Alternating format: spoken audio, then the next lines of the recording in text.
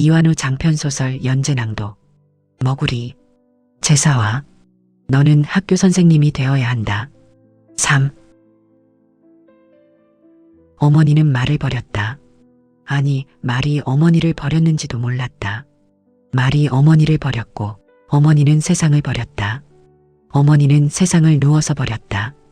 하루 종일 아무것도 먹지 않았고 아무 말도 하지 않았다. 어머니는 울지도 않았고 소년을 알아보지도 못했으며 아무 생각도 하지 않는 것 같았다. 하루 종일 누워 있다가 잠깐씩 화장실을 가는 것이 유일한 움직임이었다. 소년도 어머니 곁에 누워 아무것도 먹지 않고 아무 말도 하지 않았다. 그냥 누워서 멀뚱히 천장을 바라보다가 잠을 잤고 잠이 깨면 곁눈질로 어머니를 살피곤 했다. 그러고 싶지 않은데 자꾸 눈물이 났다. 배도 고팠다. 어머니처럼 세상을 버려야 하는데, 어머니처럼 울지도 않아야 하는데, 어머니처럼 아무 생각도 하지 않아야 하는데, 자꾸 아버지가 보고 싶고 무섭기도 했다. 그래도 소녀는 일어나지 않았다. 어머니를 두고 혼자 일어난다는 것이 어쩐 일인지 꼭 어머니를 배신하는 일인 것만 같아서 이를 물고 버텨냈다. 보람이 있었다. 시간이 지나면서 소년도 누워서 세상을 버리는 일에 조금씩 적응해 갔다. 그것은 어머니를 닮아가는 것이었다. 처음에는 배고픈 것부터 잊혀졌다. 그러다가 차츰 저절로 잠도 왔고 저절로 아무 생각도 하지 않게 되었다. 세상을 버리기에는 눕는 것이 참 효과적인 방법이었다. 누워서 세상을 버리는 일에 길들여지면서 소년의 주된 일과는 잠을 자는 일이었다. 엄밀히 말하자면 꼭 잠이랄 수도 없는 잠과 의식을 잃는 일에 중간쯤으로 정의할 수 있는 잠이었지만 그 몽롱한 사이사이 소년은 꿈 같은 것을 꾸기도 했다. 꿈의 내용은 다양했다. 아버지와 함께 바다로 나가 대왕문어를 잡기도 했고 하늘을 날기도 했고 꿈속에서 잠을 자기도 했다. 동식아, 꿈속에서 잠을 자는데 작은 아재가 나타났다. 꿈속에서도 아무것도 먹지 않아 기운이 없는데 작은 아재가 자꾸 어머니와 소년을 흔들어 깨웠다. 아재요. 나는 더 잘납니다. 말을 해야 하는데 꿈속이라서 허기가 져서 말이 나오지 않았다. 동식아, 작은 아재는 집요했다. 꿈인데 왜 그러는지 정말. 몸이 자꾸 바닥으로 꺼져드는 것을 보면, 몸이 마음먹은 대로 움직여주지 않는 것을 보면 꿈이 확실히 맞는데 왜. 소녀는 좀 더 자기로 했다. 꿈이니까 꿈인데 뭘. 동식아, 에이, 아재도 참 못됐다. 꿈인데 좀 놔두지. 그만 잠자는 것을 포기해야겠다. 소년이 눈을 떴다. 왜요? 아재! 낯선 곳이었다. 낯선 곳에서 작은 아재가 누워있는 소년을 내려다보고 있었다. 엄마는? 소년이 몸을 일으키려 했다. 어쩌려고 그러고 있었냐? 작은 아재가 소년을 부축했다. 작은 아재를 보자 괜히 또 눈물부터 나왔다. 무엇라고 말을 해야 할 것 같은데 머릿속이 바다속처럼 캄캄했다. 아니 하했다. 물결에 반짝이던 시거리처럼 어지러웠다. 좀 더 자거라. 한숨 푹 자고 일어나면 괜찮아질 거다. 작은 아재가 소년을 다시 눕혔다. 옆 침대에 어머니가 누워 있었다. 링거병이 2개나 매달려 있었다. 어머니가 버린 세상을 다시 찾아주려는 작은 아재의 강제 노력이었다. 작은 아재가 있어서 참 다행이었다. 버린 세상 되돌리기 강제 프로젝트 이틀 만에 2사람은 집으로 돌아왔다. 어머니는 여전히 순전히 본인을 위한 작은 아재의 헌신적인 프로젝트에 비협조적이었지만 소녀는 달랐다. 집에 와서도 계속 초점 없는 눈으로 멀거니 허공을 바라보며 눈만 꿈뻑이는 어머니와 달리 집으로 돌아오자마자 소녀는 작은 아재와 함께 오랫동안 사람의 손길 한 번 닿지 않은 것 같은 방부터 청소했다. 내친 김에 집 안구석구석 대청소도 했다. 작은 아재가 밥을 할 때도 소녀는 곁에서 지키고 서 있었다. 즐거웠다. 다시 집안에 밥 냄새가 나서, 다시 집안에 어른이 생겨서 작은 아재와 함께여서 소녀는 즐거웠다. 아재와 함께 살면 참 좋을 텐데. 작은 아재는 바다로 나가는 대신 매일 소년네 집으로 왔다. 소년네 집으로 온 작은 아재는 오자마자 먼저 밥부터 지었다. 그러고는 자기 집에서 들고 온 반쯤 말린 고기 따위들로 반찬을 만들고 밥상을 차려 어머니와 소년에게 먹인 다음 저녁 무렵까지 어머니 시중을 들었다. 시중은 주로 세숫대야에 물을 담아 방에까지 들고 들어와 아직도 버린 세상 되찾기 프로젝트에 협조하지 않는 어머니에게 세수를 시킨 다음 곁에서 책을 본다거나 TV를 본다거나 하는 일상생활 같은 것이었다. 참 고마운 작은 아재. 그게 문제였다. 작은 아재가 일은 하지도 않고 매일 소년네 집으로 오는 게 문제였다. 네가 그러면 안 된다. 지가 그래도 네가 말려야지. 안 그렇냐? 작은 아재네 할머니였다.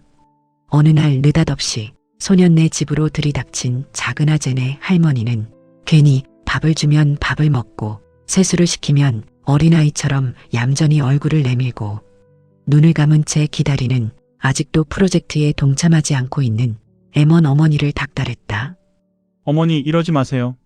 작은 아재가 할머니를 말렸지만 그러면 그럴수록 할머니의 노여움은 더 커졌다. 니도 정신 차리거라. 이놈의 자식아, 당장 집으로 못 가냐? 내가 좋아서 하는 일인데 어머니가 왜 이러세요? 한동안 마음을 잡지 못하고 방황하면서까지 어머니를 모시지 않겠다는 여자와 헤어졌던 효자 아들 작은 아재가 말대거리를 했다. 뭐라고? 이놈의 자식이. 화가 치민 작은 아재네 할머니는 이번에도 M1 어머니에게 화풀이를 했다. 멀거니 눈을 꿈뻑거리며 작은 아재와 할머니를 번갈아 보고 있던 어머니에게 달려들어 머리채를 잡아 흔들었다. 머리카락 몇 춤이 뽑혀 할머니의 손가락 사이에 남았다. 그래도 어머니는 헉하며 고통스러운 날숨을 한번 토해냈을 뿐 또다시 가해지는 할머니의 공격에 머리를 맡긴 채 아무 반항도 하지 않았다. 매일 비슷한 일이 반복되었다. 그때마다 어머니는 도저히 대적할 수 없는 무슨 맹수 앞에 잡혀온 초식 동물처럼 꾸역꾸역 말없이 할머니에게 몸을 내맡겼다. 이놈의 자식, 이런 꼴 보려고 니를 키운 줄 아나? 말은 작은 아재에게 하면서도 작은 아재네 할머니의 학대는 계속 어머니에게로 날아들었다. 학대는 종류를 가리지 않았다. 어떤 때는 머리채를 잡기도 했고 어떤 때는 따귀를 때리기도 했고 어떤 때는 어깨를 잡아 흔들기도 했다. 소녀는 이해할 수가 없었다. 도대체 왜 작은 아재네 할머니가 화를 내는지 아무 잘못도 한 것이 없는데 어머니는 왜 바보처럼 늘 당하고만 있는지 안타까웠다. 작은 아재도 미웠다. 무엇 때문인지는 잘 모르지만 작은 아재 때문에 어머니가 매일 야단을 맞고 있는 것만은 분명했다. 작은 아재가 매일 와서 놀아주는 것은 좋지만 어머니가 야단 맞는 것은 싫었다. 아재, 이제 그만 오세요. 다시 바다에도 나가시고요. 여느 날처럼 아침 일찍 작은 아재가 집으로 막 들어서던 그 순간이었을 것이다. 어렴풋하게 잠은 깼지만 이불 속에 누워서 남아있는 마지막 잠을 쫓고 있던 소녀는 깜짝 놀랐다. 말을 버렸던 어머니가 또렷하게 작은 아재에게 말을 하고 있었다. 정말 오랜만에 듣는 어머니의 말이었다. 마지막까지 버티고 남아있던 끈질긴 잠 한 조각이 순식간에 달아났다. 기뻤다. 어머니가 말을 했다. 말을. 버렸던 세상을 다시 잡은 것이었다. 어머니도 걱정하시고 누가 봐도 괜한 오해만 아직 말이 다 돌아오지 않았는지 작은 아재를 설득하는 어머니의 마른 혀가 자꾸 입안에서 꼬였다. 그런 어머니를 보며 작은 아재는 아무 말도 하지 않았다. 더듬거리며 힘겹게 말을 이어가는 어머니를 그저 애절한 눈길로 바라보기만 하다가 집으로 돌아갔다. 어머니의 말 한마디에 작은 아재가 스스로 돌아가고 나자 작은 아재네 할머니도 다시는 찾아오지 않았다. 작은 아재도 작은 아재네 할머니도 찾아오지 않는 집안에는 정작 돌아와야 할 어머니의 세상보다 먼저 주인처럼 돌아와 있는 지긋지긋한 침묵과 그 사이로 이따금씩 스멀스멀 감겨드는 침묵보다 더 무거운 어머니의 긴 숨소리가 다시 온 집안을 음울하게 만들었다. 어머니는 잠시 잡았던 세상의 끈을 다시 버렸다. 어머니 옆에서 소년도 다시 세상을 버렸다. 이번에는 한결 익숙하고 자연스러웠다.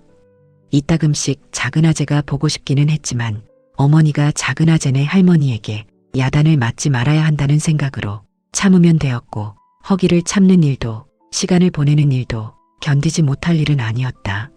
시간이 무료하면 천장에 있는 무늬를 세기도 하다가 지루해지면 잠을 자면 되었다.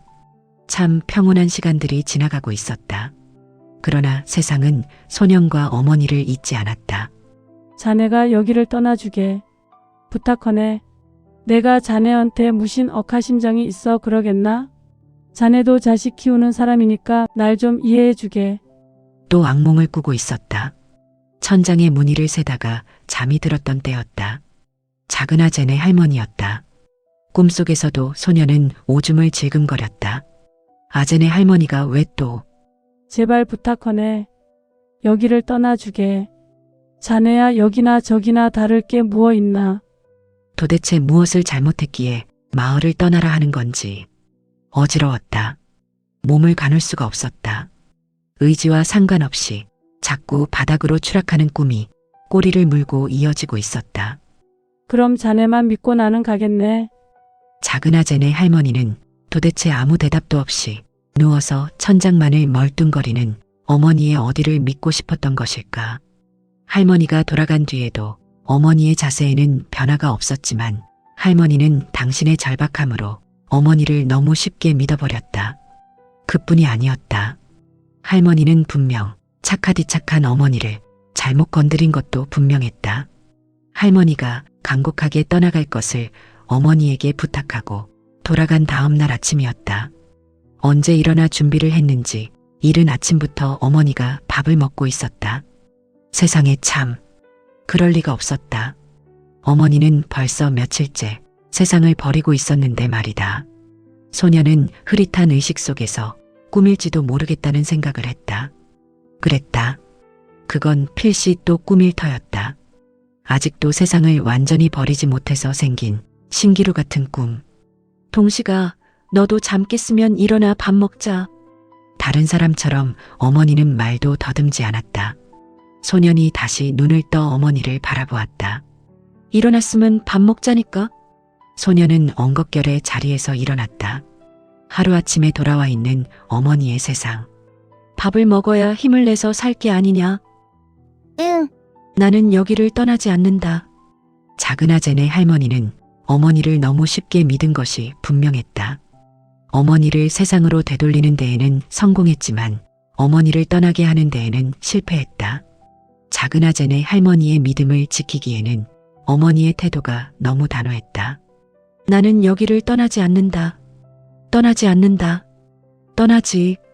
아침을 먹는 동안 어머니는 오히려 너무 많아서 진이가 의심이 갈 정도로 수없이 같은 말을 되뇌었다. 마치 이루어지기 힘든 일이 이루어지기를 바라는 주문을 외는 사람처럼. 왜 못 떠나는데? 소녀는 깜짝 놀랐다. 생각지도 않은 말이 미처 통제하기도 전에 불쑥 입에서 빠져나왔다. 결단코 무슨 뜻이 있었던 것은 아니었다. 소년도 태어나서 자라난 마을을 떠나고 싶은 생각은 전혀 없었다. 그저 어머니가 하도 떠나지 않는다는 말을 되뇌어서 그저 어머니의 말끝을 이어 자신도 모르게 튀어나온 말일 뿐이었다. 놀라기는 어머니도 마찬가지인 것 같았다. 한참 소년을 바라보던 어머니는 떠날 수 없지 할 뿐이었다. 왜? 어느 사이 소년은 집요해졌다. 갑자기 궁금해졌다. 정말 왜 떠날 수 없는 것일까? 마을에 일가 친척이 살고 있는 것도 아니었다. 머구리 일로 아버지와 가까이 지내던 몇몇 아재들을 제외하고 나면 마을에는 정말이지 아무런 연고도 없었다. 왜 못 떠나는데? 소년이 어머니를 빤히 쳐다보았다. 어머니의 야윈 얼굴 한쪽에 잠시 경련이 일었다. 왜? 소년이 어머니를 다그쳤다. 없다. 뭐가? 뭐가? 갈 곳이 없다. 마지막 감추고 있던 말을 두어 마디 신음에 섞어 읊조린 후 어머니가 맥없이 고개를 떨구었다. 소년으로서는 전혀 예상하지 못한 말이었다. 갈 곳이 없다니 숨이 칵 막히었다. 갈 곳이 왜 없어? 왜? 아무 데라도 가면 됐지. 어머니의 숙인 고개 밑으로 툭툭 물방울 같은 눈물이 떨어지고 있었다. 생각해보니 소년네 집에는 오고 가는 친척도 전혀 없었다. 친가나 외가에 가본 적이 없는 것은 물론이고 말조차도 들어본 적이 없었다. 이상한 일은 그것뿐이 아니었다. 지금까지 단 한 번도 할아버지나 할머니가 없다는 사실에 대해서 물어본 적이 없다는 점도 참 희한한 일이었다. 우리는 왜 할아버지, 할머니가 없어? 소녀는 어머니를 바라보았다. 죄인처럼 아직도 고개를 떨구고 있는 불쌍한 어머니의 입가에 끈적한 액체가 실처럼 길게 늘어져 있었다. 어머니가 팔소매를 들어 입가를 닦아냈다. 동식아, 소년을 부르는 어머니의 목소리가 흔들렸다. 동식아, 결심한 듯 어머니가 고개를 들었다. 눈이 벌겋게 충혈되어 있었다. 계시긴 계실 거다, 어딘가에. 이번에는 소년의 눈길을 피하는 어머니의 눈빛이 흔들렸다. 거기가 어딘데? 나도 모른다. 어머니가 길게 숨을 토해냈다. 소년이 침을 삼켰다. 마른 혓바닥이 꼬였다. 나도 모른다. 나도. 소년은 또 침을 삼켰다. 어머니의 고통스러운 과거를 더 이상 신문하듯이 캐어낼 수는 없었다. 소년도 어머니처럼 고개를 떨구었다. 눈앞이 뿌옇게 흐려졌다. 눈앞을 아른거리던 것이 점점 커지더니 방울이 되어 코끝에 맺혔다가 떨어졌다. 네 아버지는 중학교 선생님이셨다. 선생님. 그런데 왜? 그래서 소년은 또 마른 침을 서둘러 삼켰다. 자꾸 혀가 굳었다. 나는 네 아버지가 근무하던 학교의 사원이었다. 이제 어머니는 모든 것을 포기한 사람처럼 순순히 자신의 과거를 자백하고 있었다. 우린 서로 사랑하였지만 네 아버지 집에서 고아였던 나를 받아줄 리가 있었겠느냐. 결국 네 아버지와 나는 학교를 그만두고 이 마을로 도망쳐 오게 되었다. 나는 아무것도 아는 게 없다. 네 할아버지 댁에 대해서. 네 아버지 소식을 전할 방법도 없다. 어머니가 훅 코를 들이마셨다. 갈 곳이 없다. 어떻게든 아는 사람이라도 몇 있는 이 마을에서 정붙이고 살아야 하는데 더군다나 네 아버지를 두고서 어찌. 며칠 새 더 깊어진 얼굴 주름을 따라 눈물 한 줄기가 스르륵 흘러내렸다. 살아낼 거다.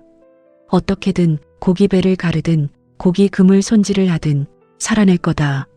어머니는 방구석에서 걸레인지 구별이 가지 않는 때 절은 수건을 집어들어 눈물로 얼룩진 얼굴을 여러 번 훔친 다음 마지막으로 소리내어 코를 풀고 이번저리를 닦는 것으로 눈물로 뒤죽박죽이 된 과거 고백을 마무리 지었다. 어머니는 그날부터 자신의 말대로 살아내기 위해서 처절하게 노력했다. 2, 3일 만에 몸을 추스르고 아침 일찍 집을 나가 늦은 저녁이 되어서야 돌아오곤 하는 어머니의 몸에는 그때마다 지독한 생선 비린내가 따라와 있었다. 어머니가 열심히 일하면 일할수록 집안은 생선 냄새로 채워져 갔고 어머니는 집 안구석구석 더 많은 생선 냄새를 채우기 위해 필사적이었다. 소녀는 온 집안에 자리 잡고 있는 생선 냄새가 역겹기도 했지만 그 냄새가 넘쳐나면 나는 만큼 어머니의 세상 되찾기 프로젝트가 성공을 거두고 있다는 뜻이어서 참을 수 있었다. 상황은 그렇게 정리되어 가고 있었다. 소년이 집안을 채우고 있는 생선 냄새의 일상에 적응해 가듯 어머니도 어느 정도는 아버지가 부재하는 일상에 대해서 인정을 하기 시작한 것 같았다. 그런 날 중 어느 날이었다. 어머니가 늦은 저녁 낯익은 쇠갈퀴 하나를 들고 집으로 돌아온 것은 어머니는 온종일 어머니가 돌아오기만을 기다리고 있던 소년에게 저녁을 줄 생각도 하지 않은 채 불도 켜지 않은 방으로 들어가 꿈쩍도 하지 않았다. 어두워서 보이지는 않았지만 어머니의 숨소리에 물기가 묻어 있다는 것을 소년은 눈치채었다. 소년은 기다렸다. 반쯤 열린 문 밖에 서 있는 자신의 존재를 어머니가 깨우치는 시간이 길어지지 않기를. 어머니는 한동안 어둠 속에서 움직이지 않았다. 마치 흑색 바탕을 배경으로 잘 구성된 석고상처럼 제자리에 굳어진 어머니는 어쩌면 아버지와의 추억을 떠올리고 있을지도 모를 일이었다. 가족들의 반대 때문에 직장을 버려야 했던 아버지의 고통과 생활의 터전을 버리고 낯선 곳으로 떠나올 수밖에 없었던 한스러운 삶. 어머니는 소리도 내지 못한 채 오열하고 있을지도 몰랐다. 이윽고 어머니가 자리에서 일어섰다. 동식아. 어머니의 목소리가 평상시와 달랐다. 말끝이 분명하게 끊어졌다. 응, 엄마. 큰아재를 만났다. 조섬 쪽에서 찾았댄다. 바위 틈에 쇠갈퀴만 있더랜다. 조섬 쪽에? 바위 틈에? 쇠갈퀴만? 소년의 눈에 덩그렁 눈물이 맺혔다. 언제 찾았대? 다른 것은 아버지는 할 말은 많은데 자꾸 숨이 가빠질 뿐 아무것도 말이 되어주지 않았다. 꺽꺽 올라오는 목을 누르며 어머니를 바라보는 소년의 어깨가 주춤주춤 흔들리고 있었다. 어머니가 고개를 돌렸다. 힘겨운 시간이 게으르게 흘렀다. 두 사람은 아무 말도 하지 못했다. 시간이 지나면서 이따금씩 딸꾹질처럼 불규칙적인 숨을 쉬기는 했지만 소년의 어깨가 많이 잦아들었다. 살 거다, 살고 말 거다, 살 거다. 어머니는 쇠갈퀴를 껴안은 채 아침이 밝아오도록 누구에겐지 알 수 없는 입갯말을 끝도 없이 중얼거렸다. 그날 밤을 새운 어머니는 생전에 아버지가 즐겨 입던 옷으로 쇠갈퀴를 감싸 장롱 속에 고이 모셔놓고는 바로 생선 비린내 가득한 일터로 향했고 늦은 저녁 생선 비린내와 함께 돌아왔다. 마치 아무 일도 없었던 사람처럼. 그러나 소녀는 어머니가 꾸미고 있는 새로운 음모를 짐작도 하지 못했다. 아버지를 잊기 위해서였을까? 아니면 아버지를 잊고 살아야 하는 삶이 견디지 못할 만큼 힘겨웠기 때문이었을까? 어머니는 온 집안에 생선 비린내가 넘실대는 것조차 평화롭게 느껴지던 어느 날 아직 어둠이 가시지 않은 새벽에 소년을 깨웠다. 동식아. 소년이 부신 눈을 꿈뻑거렸다. 가야 한다. 일어나거라. 어머니가 여전히 눈을 꿈뻑거리는 소년을 재촉했다. 어딜 가는데? 소년이 눈을 찡그린 채 일어나며 물었다. 우리가 살 곳. 거기가 어딘데? 몰라. 날이 밝기 전에 일단 여기를 떠나야 한다. 길을 재촉하는 어머니의 손에 작은 보자기가 하나 들려 있었다. 안 가면 안 되나? 소년은 어둠 속에서 웅크린 채 모습을 드러내지 않는 포구를 수도 없이 돌아보며 어머니의 뒤를 따라 마을을 떠났다.